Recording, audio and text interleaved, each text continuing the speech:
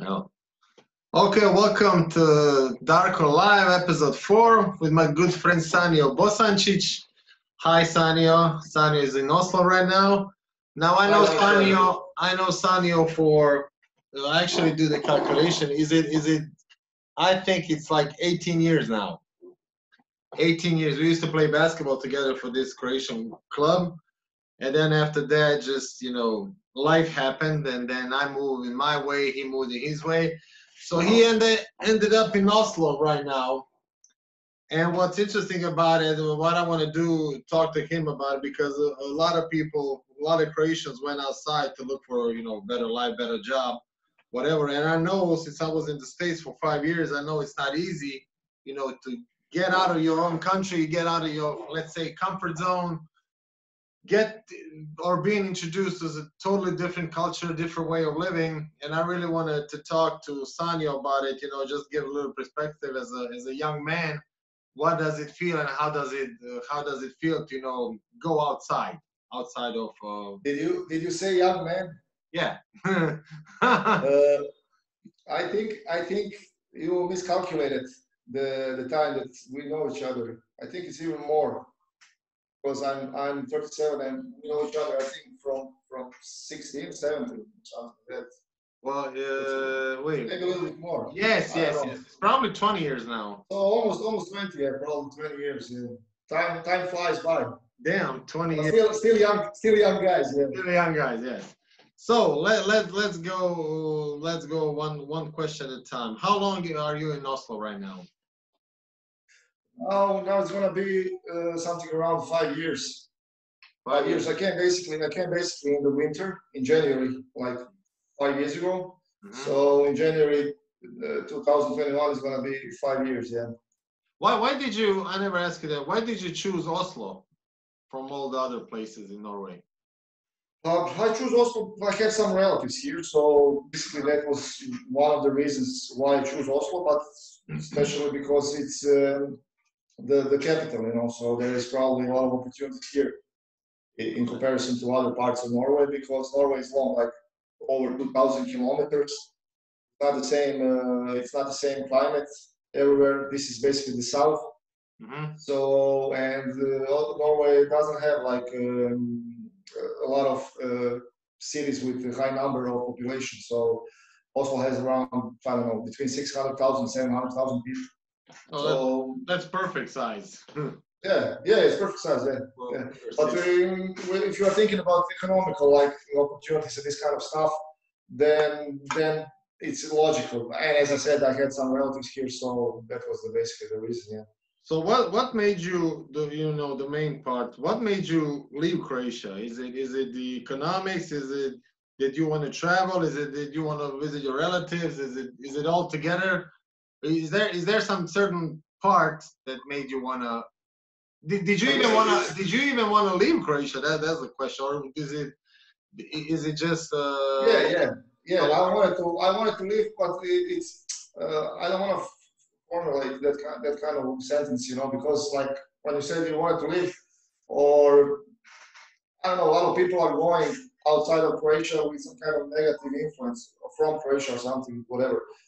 My particular reason was okay, like economical opportunity, for bigger paycheck or something like that, financial reason, but it was not like the major issue. But the second, more, I think now I can, when I'm looking back, I think now I can think about that reason that was even more important than I was thinking about it before. Is that your personal goal, your sense for the adventure or travel or to just experience living abroad. And now when I'm outside of Croatia, like almost 5 years, I think that was basically the main reason, the curiosity or the feeling to try something different or even to travel or be somewhere else. right? But yeah, Where else did you travel? You traveled to the States. You told me that. Where else did you travel around in Europe? Yeah, but I mean, traveling. I think a lot of people have like traveling like number one choice when you ask them like what they want to do in their personal life, in their personal spare time or something. So where did I go? Like it was basically when I was traveling also to Norway. I chose to travel by train or by bus and to meet my relatives or some of my friends through Austria, Germany, Denmark, I'm sorry, Sweden, and that kind of path, you know, to Norway. So I was like a month and a half before I came to Norway. I was in Austria and Germany. So I've been through a lot of cities, like 10 cities, and I stayed everywhere like for a couple of days. And basically, yeah, that's how there are the countries which I listed in the beginning, and later when you have like spare time in your vacation period or some extra time, like longer weekends or something, you try to go like closer. Right. Visit some state, like I went to London, this ship ticket, or Dublin or something like that, and the States, of course, like they need a bigger time, much bigger time, so it was a bigger plan. So what was your first impression of Oslo, or Norway for that matter? Well, for me, when I remember when I came here, first, as I said, I came in winter, and the first, what I saw, it was snow. I remember snow and cold, and it was, and how I went from, of course, from airport. They had the speed train. They call it like Flytoget.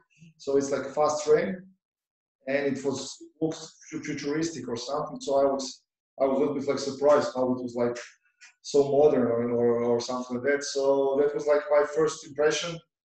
I was like how to say, like overwhelmed, you know, with this kind of picture, you know, of the fast trains and that kind of stuff. But later when I like moved in, you know, when I was living like a couple of days or a couple of weeks, when I went through the city, walking, trying to know the city, then it was more like how it's calm. It's pretty calm city. It's not so big city. It's really nice.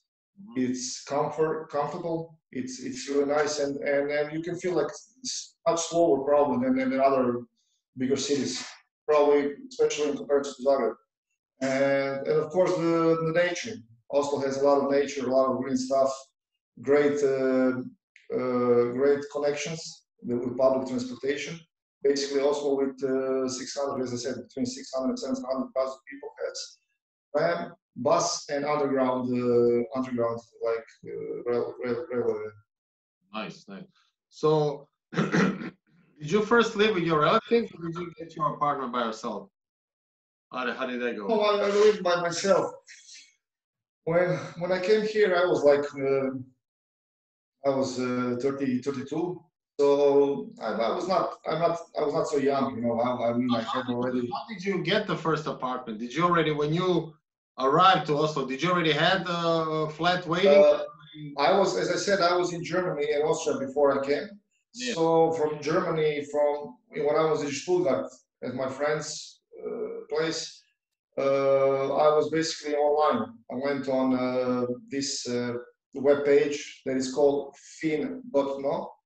It's similar something to Plavi Oglasnik in Croatia, and they have everything. So I found there like I don't know, 7, 8, or something like that, 9 apartments, and so I just wanted the people. I had like 7, 8 apartments to choose, and then I fixed it before. I went before for like 3 days.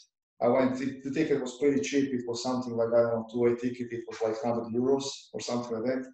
So I jumped to Oslo for like 2-3 days to fix the room in December. Then I went back to Germany to celebrate Christmas, New Year's, blah blah blah. And then I come back basically in January to my room. You know, I fixed it before. Right. So you live alone now, right? You in your own little place, right? No, I was living till last year. I had the place where my own place, but I was sharing with roommates. And now I went out of that place because it was like too much burden and a lot of responsibilities, and of course the price went a little bit up. So I was not satisfied anymore with that. And then do you maybe know what is the average salary in Oslo or in Norway? Like, do you know what would be like that? It depends. They calculate here everything in brutto in comparison to us. So So when they are like talking about paychecks and money and finance and that kind of stuff, it's in brutto.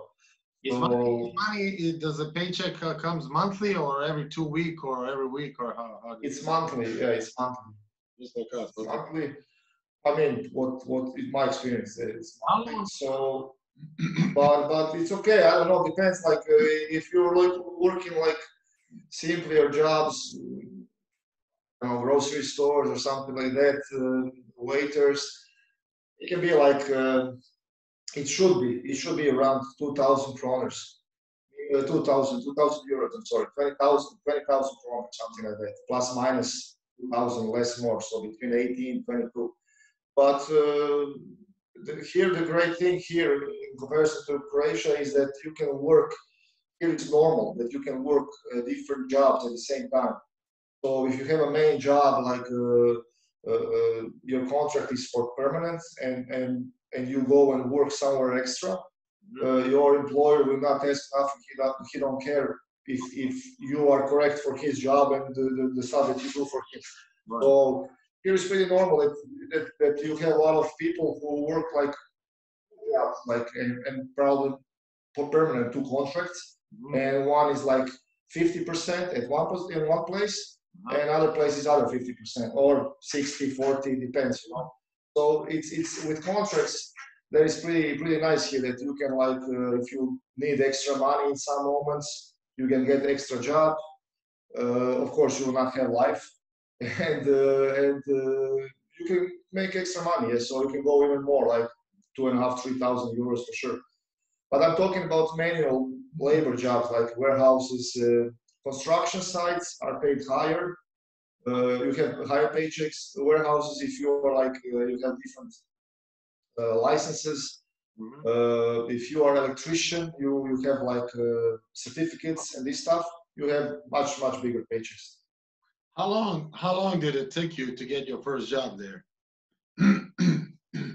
For me, it was a special situation. I don't want to leave like wrong impression. Depends on every person. For example, my experience when I came here. As I said, I came in January, so that was a little bit mistake probably when I came to January, because I was thinking probably entry job, like some kind of job. First job that I want to get is going to be some kind of waiter or something like that. And then I was calculating about the summer season in Oslo. They have a lot of tourists through the summer season, and a lot of people coming also from other parts of Norway to Oslo. And I was thinking I want to be prepared for that summer season. So to come January, February, it will be perfect because season starts like April, May, But then it's basically it was wrong. I could come like easily. I could come in April, May, and then get the job and start to work probably much faster than I did. So answer to your question, I started to work in March. So I was like 3 months, something like 2.5, 3 months. I was waiting for the first job, and the paycheck was like 4.5, almost 5 months. So that was like a little bit. Yeah. That was like a little bit exciting. Yeah. Troublesome, yeah. So how many jobs have you worked so far in Norway, in Oslo? In your 5 years? I worked, as I told you, it's easy here to have like multiple contracts, and you can work like easy, like for extra jobs. So I had some moments 4 or 3 jobs, but permanent jobs I had like one in a restaurant, and I worked there like 2.5 years. And now I had on airport one job, basically 2 jobs I had, but one permanent for a year and 3 or 4 months. And those were like permanent jobs, but in between those jobs I had more extra jobs. So in both, I don't know, 7 positions. It sounds like they are very entrepreneurial. Even the Oslo people, the Norway people, and even you. I mean, if you can find jobs like that somewhat easily, So how did you get accepted as a Darko? Sorry, Darko, but depends. That's why I'm saying like wrong impression. Maybe depends. You know me. You know me a long time. You know how much I worked before as a student or something in Croatia and everything. So I was. It's similar to my lifestyle.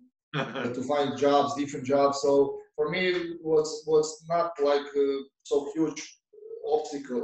There was obstacles. Don't get me wrong. There was the problems. on the way. Of course, it was not easy, but for me personally, I was always like in that kind of emotions, and stuff. So I found that kind of, I would say, jobs or options for myself, but it doesn't mean that there is like everywhere on every corner. I know. Maybe more options than in Croatia, because of course this economy in Norway is a little bit higher or better than Croatia, but nothing spectacular. You're probably the only guy that I know that worked. I don't know how many jobs. How many jobs do you think you worked so far? Like overall, is it like 20, 30? I don't know. I mean, if you are talking about occupations, if you're talking about companies, yeah, it can be like, I don't know, 15, 20 different companies. Yeah. But if we're talking about occupations, I stayed like in, I don't know, 3, 4 occupations. So, when I was studying in Zagreb, when I was a youngster, when I was a kid, and by the way, I didn't finish that course. Just to say, and in that period, like 5, 6 years, you work over student employment service. Right. So you change. It's normal for students to change jobs. So my first 5, 6, 7 years were connected with student employment. Yeah. After that, I also changed like 2, 3 jobs, 3, 4 jobs. But it was more like because of conditions or better conditions and this kind of stuff. But particularly, as I said, occupation, restaurant business and hotels, like hospitality, customer services, warehouse deliveries and this kind of stuff, warehouse, and events, organizational events, like event assistant and this kind of stuff.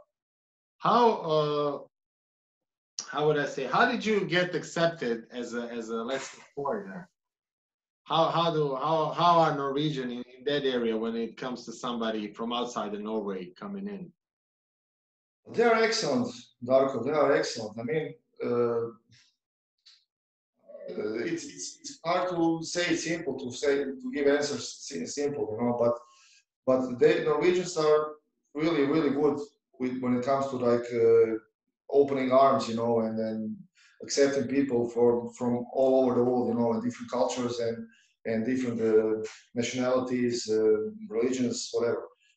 But of course, they have their own rules, and Scandinavia by itself, it's specific region. Everybody knows that, Swedish, Danish. Scandinavians are mentality. It's a bit like not so easy to comprehend, to understand. So when you have like this kind of situation where you are accepting people from all over the world, of course, there's going to be some kind of how to say, questionable situations or whatever, different experiences for people, negative or positive, whatever. Right. But in generally, if we're talking about how Norwegians accept foreigners, it's really normal. It's really okay. There is no space for any discrimination or whatever, racism or whatever. That doesn't exist here. Okay. They're like there is like a part. There is like dividing. Right. So Norwegians by themselves, of course, because they are native people, they stay in the country. So of course they are like more spending time between themselves, or like there is western part of Oslo where there is majority of Norwegians, they're foreigners in eastern part of Oslo, But I think that's normal for especially for them, which mentality is like, as I said, a little bit complicated. It's Scandinavian mentality, and of course they want a little bit like take a step back. And then when you like pass some time, in Norway, when they fully accept you, when you learn language, etc., then it's like you are their friend. It's no problem. That's good. I mean, that's important. When I was in the States, my first year was not all that great. I did have a roommate who was great, but he was a foreigner as well. So he really pretty much told me, we got to stick together. Us foreigners, we got to stick together. And it was like that. But I did experience some little form of racism there. And I will not say that they were too happy of having, I don't know how to explain, too happy of having a European come play basketball, because for them, I'm talking about Dallas right now, for them, And I'm talking about the college kids. For them, it was like, Yeah, okay. Texas is special, you know. Texas is special, man. You know that. for them, it was more like, you know, this European kid come here to play basketball in the States.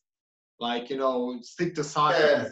Yeah. I really feel that in the States, when it comes to basketball skills, I never get some kind of a real chance, or even for that matter, a respect. Even though, you know, I go through every practice, on most of my games I did good, but I can feel the tension. That it was that, you know, we're not just not going to let the, you know, foreigner play. We're just going to play our guys. I actually never talked to people about that, but it was. Maybe it's also like you know, when you think about it in the context of the time and the place where you were. So that's why I said Texas and Dallas is like a particular state and city, and at that time when you were there, you were like, what was that? 90? No, that was 2002. 2006. 2006. Yeah, I was thinking it was a little bit earlier.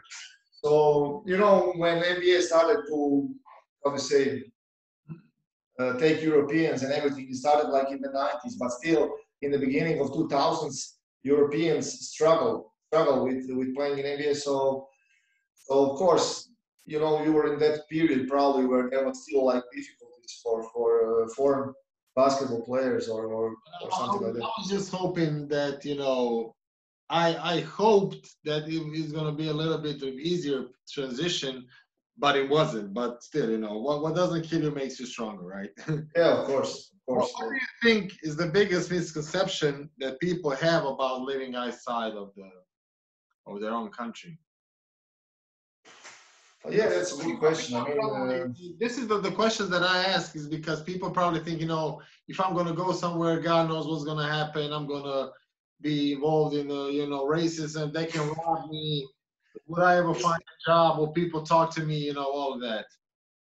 basically, I wanted to say to you exactly what you mentioned now. Yeah, because if I'm thinking about it now, what you asked, like misconception, like there is like two ways, probably positive and negative. You know, in which way?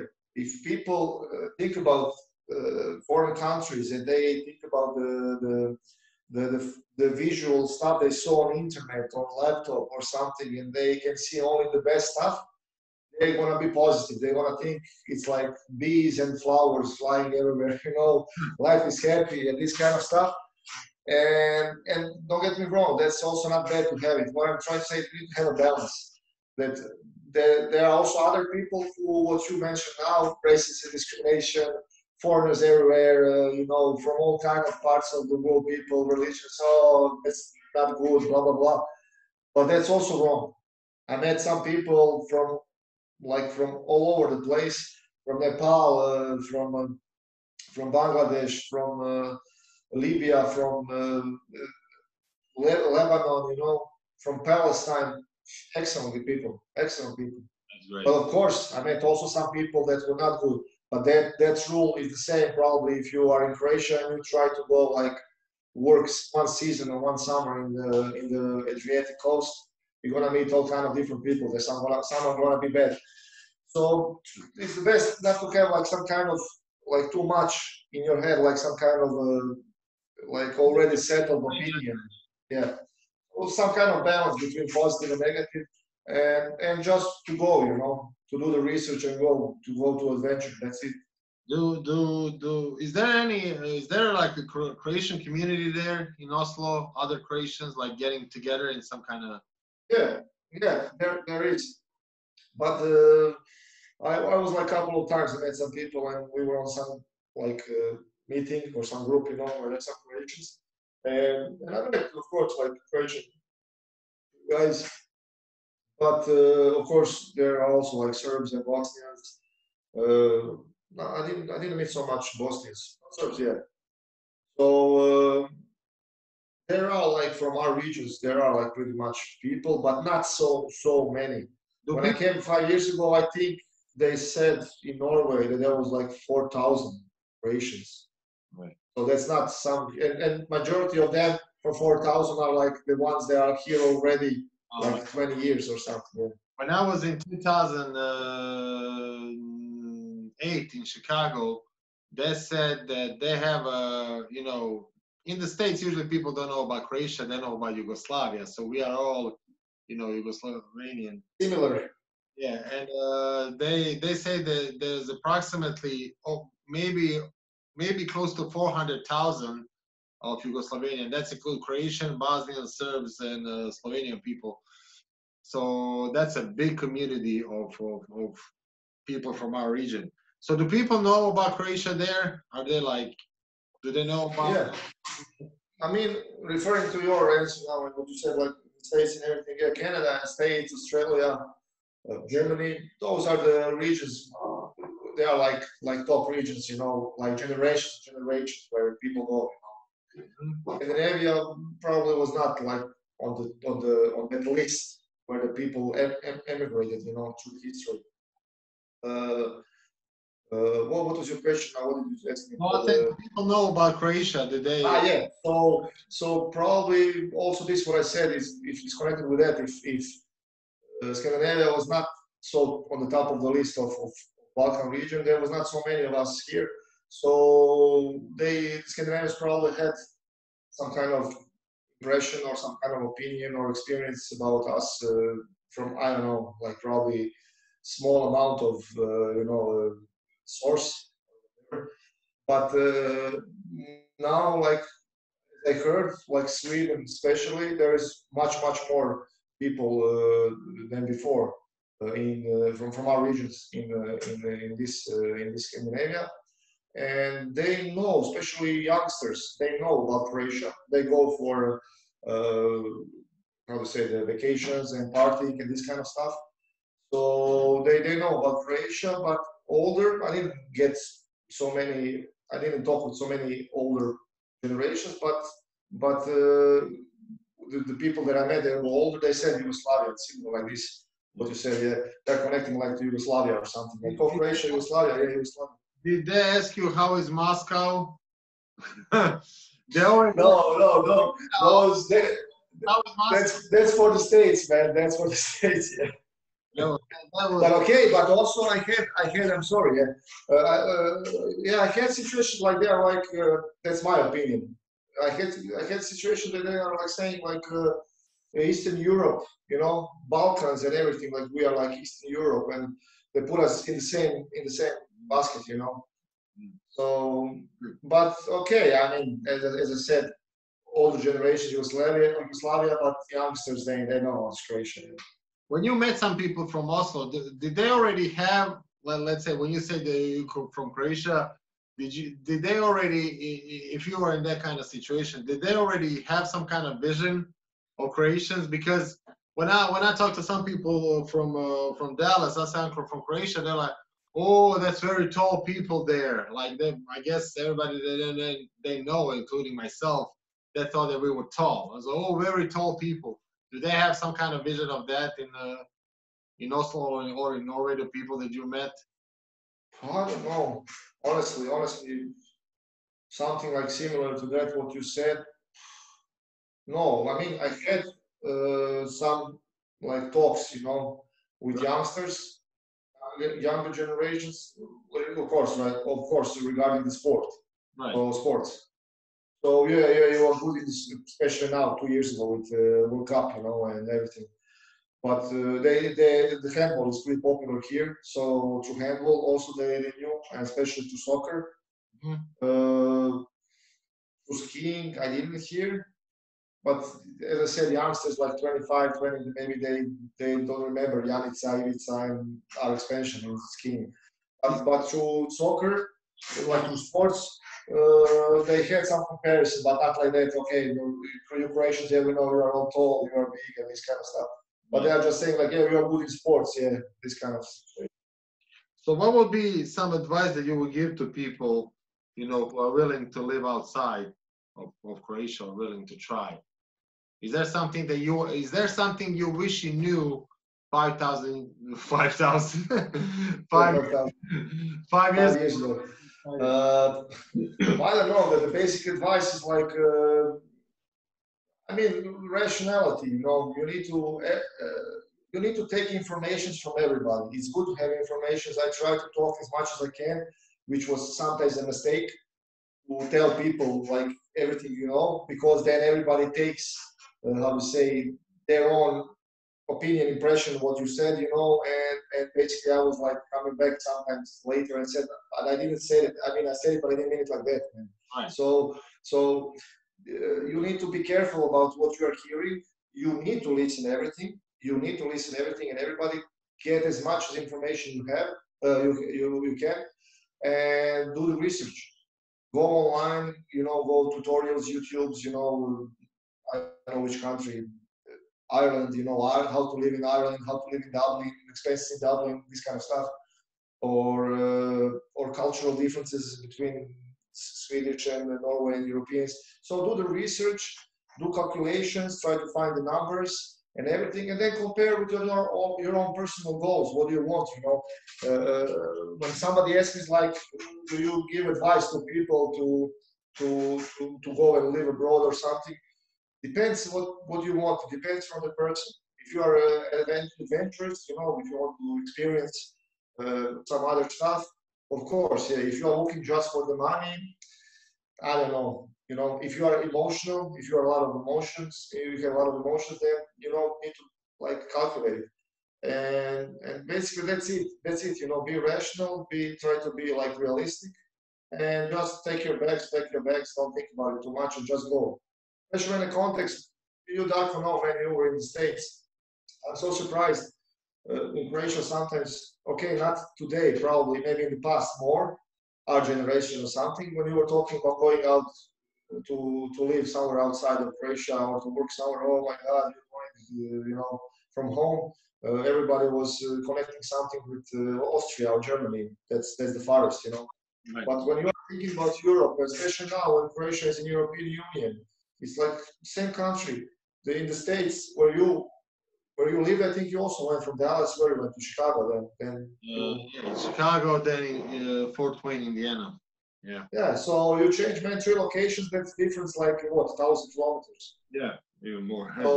So it's not so big deal if you're talking like about opportunities, you know. Just relax, people, and don't think about it that you are going outside of Croatia, example, and you are going and never coming back. You are going just, example, for experience, for a job. You can work 3 years, have fun, learn language, be in a different culture, come back to Croatia. Right. You know, it's the same. So European Union, it's like that. It's just the land of opportunities, job options, and experiences. That's it. What would be? What was something so different when it comes to like culture or the way people act or behave or something that they do in Oslo that you find different or amazing in than in Croatia? Is there something that you like noticed? There's something that is different. There are things, yeah. There are a lot of things. Basically now, I'm sorry? Yeah, like I said, are there some things like that you were kind of like, okay, this is new, this is different. I never saw this in Croatia. Yeah. There are things here for sure. They have like different approach to daily, you know, basis, the lifestyle, daily responsibilities, you know. The Norwegians are like, my opinion again, they are like regulated, like they believe in regulations and rules. They have principles. They enjoy their spare time. They like their spare time. They like nature. They like to go to nature, to go to parks. They especially love sun.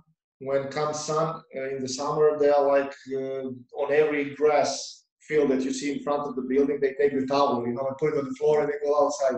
It doesn't matter if it's like parking lot, you know, or something. Really? So they are in some way like a little bit how to say, I don't want to say quiet, but no, help me with the word. You know, when I don't want to say they're not talkative, but they're like more indoor. Yeah, but they are not introverts. You know, they are just like they're not so communicative like we are. You know, we are from the south. They don't chit chat like so much or something like, you know, coffee, 2 hours, macchiato and this stuff. You know. Straight business. Oh, but huh? Straight business. Yeah, but they're like also like they can be communicative. They are also when they get to know you or when you are especially going out drinking, you know, having fun, of course, hugs and kisses and this kind of stuff, you know. But they have different things tomorrow, you know, when they are like when they see you like in a normal situation, they're not gonna go hugs and kisses again because when you were outside, they're gonna be normal. And there's more stuff. There are a lot of them are like in exercise. Like recreation, you know. Yeah. So a lot of people using bicycles, running, going to the hiking, a little bit like mountain hiking, not so high. So they are really like into sports and nature. How big of a problem is the language for you? And is it still like, I know that they talk in, you know, Norwegian, but how do they, is English like the second language there?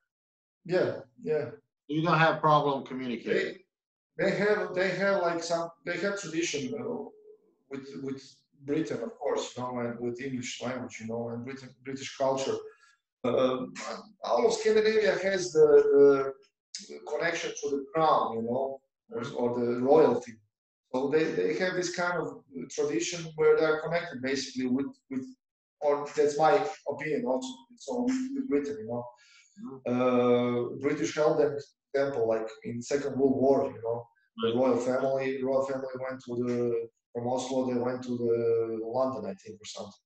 So I don't want to go into Viking era, you know, in Viking era they went all the time invading the British islands, and they even developed Vikings, even I think the Dublin or Cork, some cities, Dublin. I think Dublin the city was made by Vikings, you know. So there are these interesting stuff between them, like. So, with your haircut and the beard, is that the Norwegian Oslo look? No. They are trendy. They have. I'm not following so many trends. This is something just pick up, you know. So trying to follow, you know, the youngsters. But regarding the language, yeah, because they speak really good English, so English is second language, but everybody, like from 6 years to 66, you know. Okay. But so you can have like I would say easier entrance to the community or something, especially of course if you know Norwegian. But if you want to. If you know only English and if you stay longer and you don't know Norwegian or you don't learn Norwegian, it's gonna be a big setback. Yeah, you need to learn it, and it's gonna be much easier, and then you open yourself. Especially when it comes to job seeking, right? Yeah, especially to jobs. Basically everything, like society, the people, friends, neighbors, you know, and jobs. Yeah, of course. Okay. Well, thank you for this insights. Now let's go to what I like to call 8 questions at 8.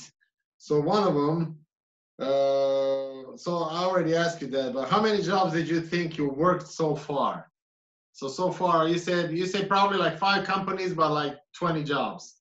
Yeah, like I said, like something like I don't know, like 4 occupations. But yeah, it was like I don't know, yeah, a lot. Like You did 15, 20 I worked in Croatian Telecom, I worked in VIP, I worked in Ministry of Interior Defense, like maintenance and this kind of stuff. I worked in Overseas Express company as a student.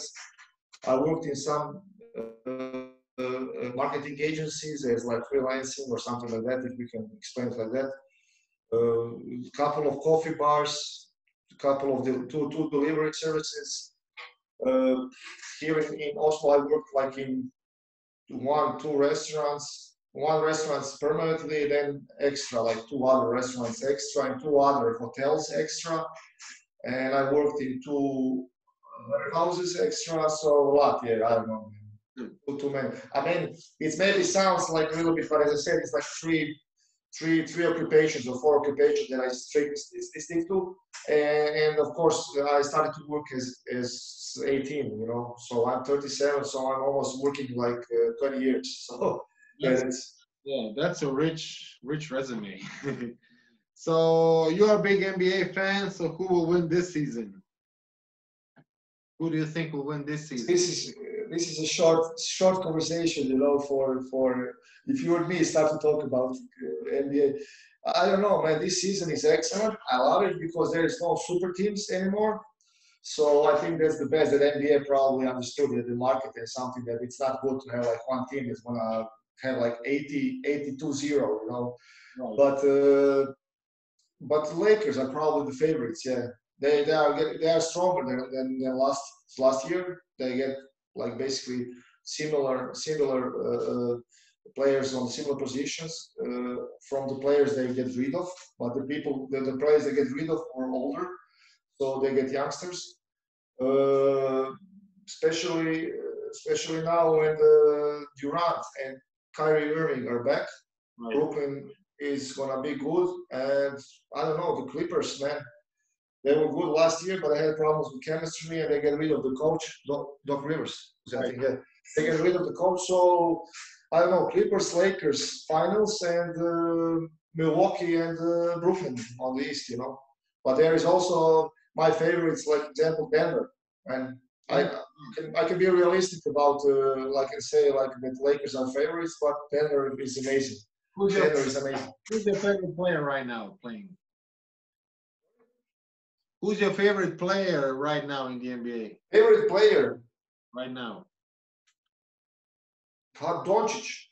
Doncic. It's not only because he's like from the Slovenia, you know, like Balkan region, but unbelievable guy. Unbelievable, like kid. He's a kid. A wonder kid. Yeah. So, who inspired you the most in life? Do you have somebody that was really inspiring besides me? Besides you. But you are inspirative, man, for sure. I'm lucky that I have like some friends. They're like inspirative, like you, man, and you can find inspiration, you know, and some how to say energy from the people that are around you, you know. So I'm really thankful that I know some people like you know. And there is Damian, my friend. He's like in robotics, like unbelievable guy, you know. And then Marco, he was like in rowing sports, you know, and then he ended up like a cardio surgeon, like when he was like 29, you know, or something. So, nice. So all of those people can give you like motivation, but as I said, and you are also in basketball, as we said, like about basketball. If I'm talking about all life, of course, Dražen and Michael, you know, Dražen and Jordan, you know. Right.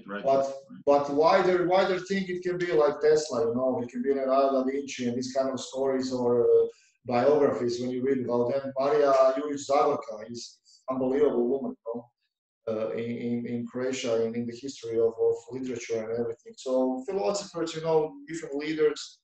Today I love the what's her name, the New Zealand Prime Minister, Jacinda Ardern. So Barack and Michelle Obama, even Prime Minister of Norway is always also unbelievable lady, Erna Solberg. So there are different how to say personalities that you need to follow or you need to read about them or try to get information about it, and as much and as more you can get from all of these exceptional people, you will get, of course, more and more benefit, you know. But yeah, if we stick it to the couple of people that's of course connected with basketball, so Dražen and Jordan, yeah. Dražen's better. So what is the last thing you learned? Last thing, it can be anything. It can be a recipe, it can be a course online, it can be whatever. What is the last thing you learned? The last thing, I don't know, like now in the past 6 months because of Corona, you have a little bit more time. So I read some books, you know. I had some time to like for leisure, you know, and so I read some books about personal development, motivation, and this kind of stuff. And I went like now in past 3 months, 4 months on the online courses like Coursera or LinkedIn Learning and this kind of stuff. So trying to little bit, how to say, push myself to a little bit higher level on technical skills. Right. And basically that's it. But I learned today that I make like great smoked salmon sandwich. So I even send you photo. Yeah, you send me that. It looks great. It looks great. So how hard is Norwegian language? Is it hard? It's pretty hard because they have like their own how to say. It's a difference. Oh my God! It's a mixture. It's a mixture between English and German or something like that. You know, that's my opinion. So something between. But they have their own, of course, regulation about it, and it's a little bit. I don't know hard, but it's a little bit complicated because they have a lot of situations when they have interpretation of some words. Some words they don't mean just one thing. So you can use some words for like 5 different things, depends on the sentence, the meaning of the sentence, you know. So that can be confusing. But for me, as my gray cells are like getting older and I'm like getting slower, of course, it's a little bit harder to learn new language. For some people, probably it's not so hard, you know, especially if you're a youngster. It will take time, of course, you need some time, you know. Say something in Norwegian. Well, what do you want to say? I can embarrass myself, you know. I can say like. My name is SANIO, and I love Oslo. That's easy. Yeah, I heb in SANIO. Jag kommer från Kroatien.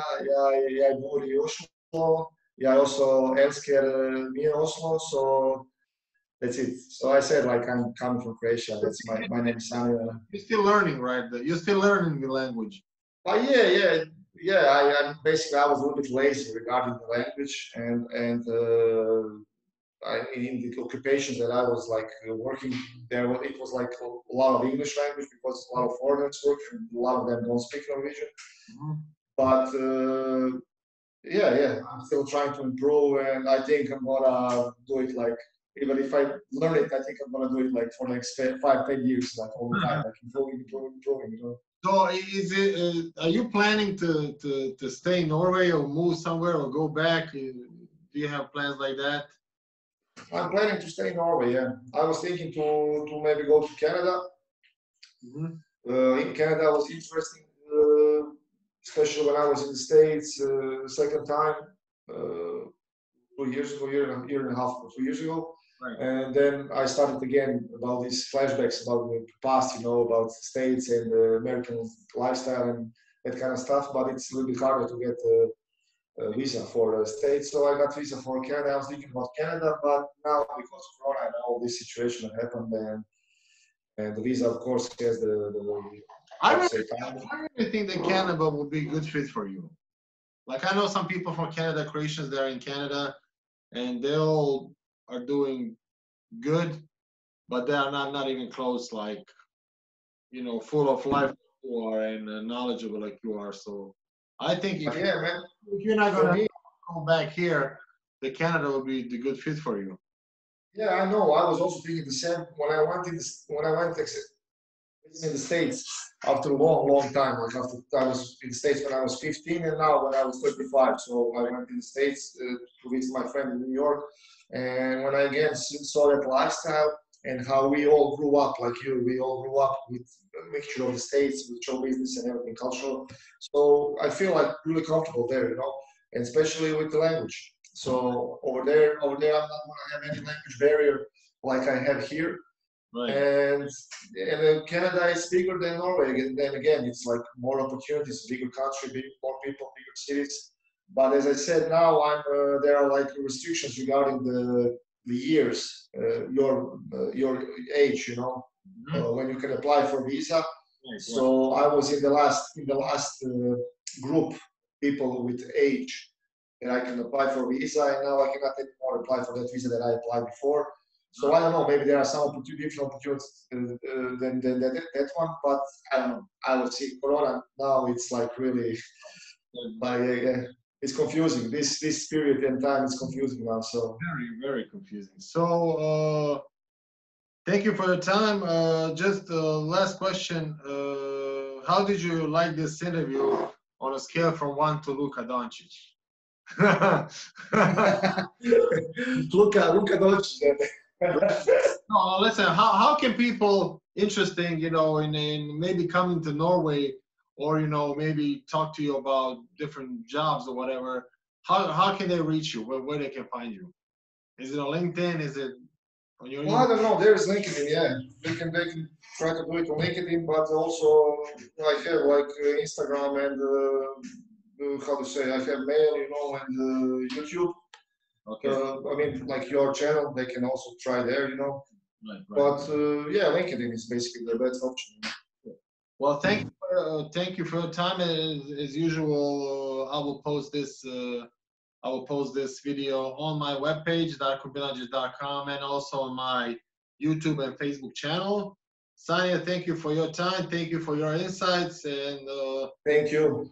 We will talk. We will talk right after this in our groups, in the many groups. Yeah.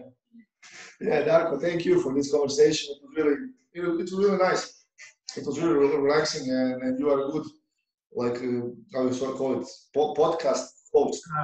So, man, you are an inspiration, really. You are an inspiring guy. So, all the stuff that you do. I try. My main goal behind all of this that I do, and everything that I do, is I keep seeing these young people doing. I don't know how to explain it. I did graduate in the States, and I did my education in Croatia, some part of it as well. But all the things that I talk to people, all the things that I do, is basically something that I wish somebody told me many years ago. It's something that I really that I have a daughter, Helen, and something that after all this, I want her to 5, 6, 7, whatever years from now, that she can see this conversation, that she sees who I talk to, because I want to give let's say some kind of window for people that I respect, people for doing some things. This platform, this interviews and things like that really let me do that. And I hope, just like Moses say, if I can inspire one man to do something, with that life, I did a That's good. excellent. That's excellent. That's a legacy. You are doing a legacy. You are leaving something behind, man. It's unbelievable. Just stuff. You've been on my webpage. Everything that I write here under the blog, everything that I write there is pretty much my that I'm writing a book, the ebook, but it's everything that I put there. It's something hopefully 10 years from now or whatever, whenever my daughter gets older, I would be like, this is some kind of business memoirs or something about life that I learned, and she can just go through it, and it would be like some kind of dictionary. So I really think that I'm giving values. Most of the people, I'm not even kidding, most of the things that I see and the courses that I bought online, this might be funny, they are so expensive, and they never give you value like this. Like listen, I went to one of what's called let's say learning marketing event, and it was 300 euros. 300 euros for it. It's supposed to be 3 days long. All these great people. I remember. You told me about it. Right. And then I went there, and there was a lady from London Times, a guy from New York Post, a guy from BMW, a guy from McDonald's. I'm paying 300 euros, and these people told me, let's talk about marketing. And then they go, so what is marketing? And then they start at the beginning. I'm like, this is supposed to be advanced level. Like, I pay $300. I did not receive the value of one of my blog posts. I'm not even kidding. Yeah. So I really think that I'm, giving some value. Yeah. You do, man. You're going step by step, slowly, but you are getting there to really like great stuff. You're doing great stuff. I even help you with your LinkedIn, as you asked me some days ago. If I help you with something, I'm glad for that. I don't mean to get paid by this. I have my income of the company that I have and everything that I work. So this is just for free. I hope you know that we're gonna have drinks when I come to Croatia. So we're gonna do some kind of how to say mutual fun. So for all of those stuff with what people do between themselves, especially friends when they're helping each other.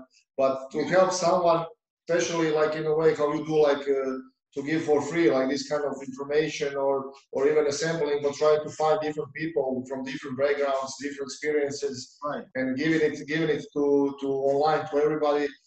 I mean, that's excellent. If everybody is doing something like this, which is like in a way noble, stuff like that, that's excellent. Those are the goals that people need to think about, and to move when they are thinking about going forward. Well, thank you for all that. Are you planning to, after this Corona settles down in a way, are you planning to visit Croatia or we need to? Yeah, I will see it. I will see now. I'm in the process of finding the job, and later if I like when I can start to work as something like that, I cannot like immediately take vacation. So I'm thinking summer or in the. How much is the ticket from Norway to Zagreb? How much is the ticket? How much is the ticket? But depends. You can find it sometimes cheaper, like around 180 euros, 150 two-way ticket. If you book it up in the advance, but it's something like not 150, 180, but it's usually 200 to 230, something like that. But there are like Budapest. That's a return trip. Return trip, yeah. But there are like Budapest or there was also I think Banja Luka or some different connections. Like even if you go to the coast, I heard also some people went to Venice. So there are some like connections that are like really cheap. You go like to Venice, example, for like I don't know, 30 euros in one direction or something, 20, 30 euros, and then you take the bus. Or I mean, of course, it's a hassle. You need more time, but you pay in total like I don't know, 80 euros. And you save 200 or 180 or something like that. Yeah, everybody says that. Yeah. Thank you for your time. I'll talk to you soon. All right. Have a good one. Okay. Thank you, man. Thank you. See you.